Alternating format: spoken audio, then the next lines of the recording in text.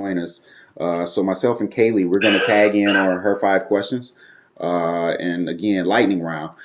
Um, Especially with you guys having multiple branches, Mike, I think you referred to them as referral partners. If there is some degree of conflict, how do you manage that? It, it, and you guys are very unique in that there may not be a tension or friction because of your distance, but you may fall victim to maybe being siloed. This part of the Yeah, organization isn't working. that happened actually this morning. One of my clients, my partner next door, Fitness Source Plus, when their tech guys was out on site, they had a service call that their fax line wasn't working, and detail. Point being is, they came to me, and what we like to tell we had to do is just take the person to the side or give them a call and say, hey, just had this experience over here. What's going on? Let's talk. Let's figure out, basically what happened. What's the story? And then we don't try to point fingers. We just try to figure out what the problem is, what's going on, because usually one of us knows what the whole story is. So we just try to educate each other. Thank you. So, if that were not to be successful, or if this somehow, some way were to generate an impact toward the client, oh God, it has moved to become a failure, so to speak. How do you recover from that? What's the bounce back plan? From that client or from that? Either or, whichever one could be the most catastrophic. 2 employees and it's a big blow up, almost to termination, or whatever the scenario may be, it causes a lapse or detrimental impact to client services. How do you recover from that? I can answer that one. We recently, it was about a month ago, had an issue with how one of us responded to an email from one of our prospective clients. That person didn't like our response, our email. So that partner came up to us and said, hey, I need to talk to you. So we both, as a team, went over and had a conversation with him to kind of clear the air, find out what his problem was with the email, and ended up coming to a compromise and emailed the client back with a more gentle touch, apologizing if we had, ruffled any feathers or anything like that.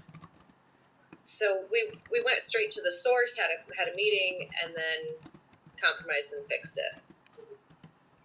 Sounds great.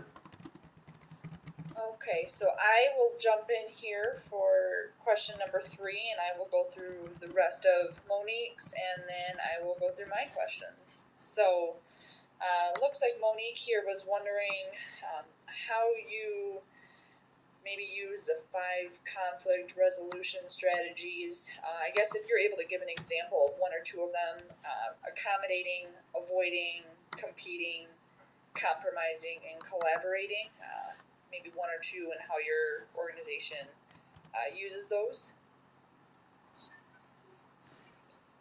Michael, I didn't put anything down for this one, but I answered it earlier in my head.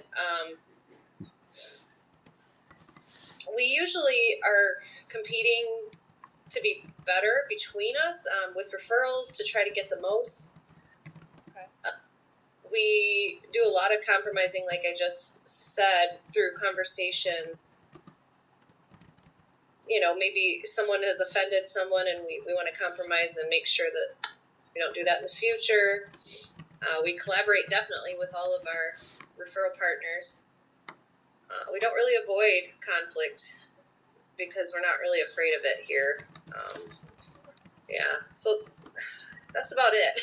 Okay. No, that's plenty. Okay. Number 4 here.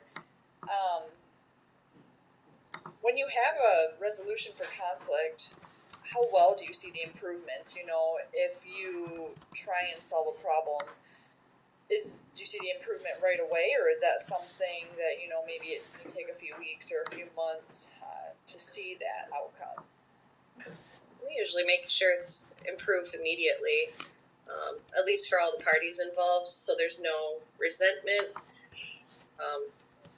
Unless it's something that that's going to take time, but usually it's just personnel wise, just personalities. And then, have there been any major issues when handling conflict with your team?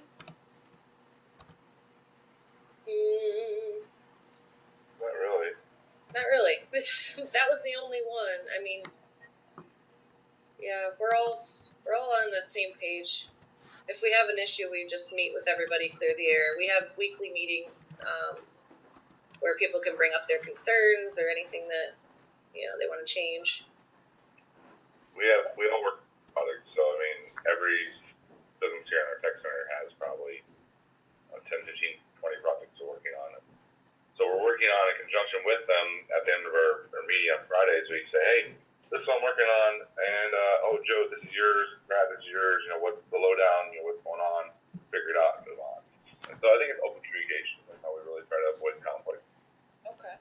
So then the next question may be a little bit more difficult to answer. Not sure if you'll be able to think of anything to identify what is creating conflict and how effective would a response be to try and resolve that. How do we identify what's creating conflict?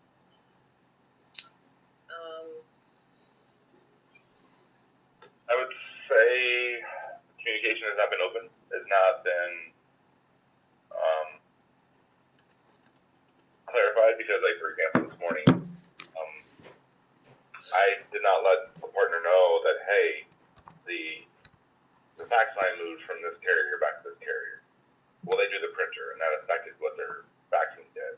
And I didn't let them know that. I totally forgot, So I could have avoided that conflict if I would just reminded or kept the communication open of what I was doing with our common plan. Okay. Well, then I will jump down to my questions then. I